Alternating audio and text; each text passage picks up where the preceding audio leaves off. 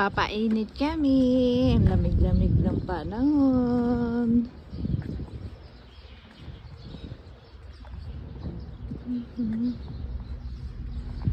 Aga naming nagising. Bumili kami ng isda sa fishing port. Tapos konting lakad-lakad lang dito sa park.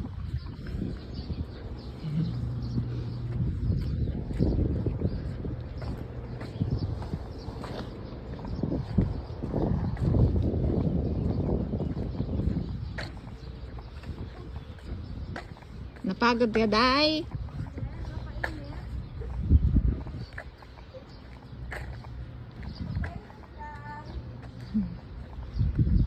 Uy, nag-exercise na si Emilia.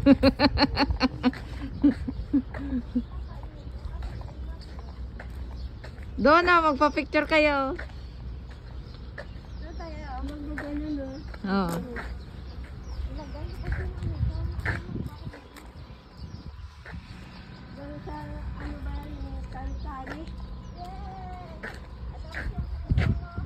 Sabay awit ng near, far, in my dreams. Titanic, diba? Sa Titanic.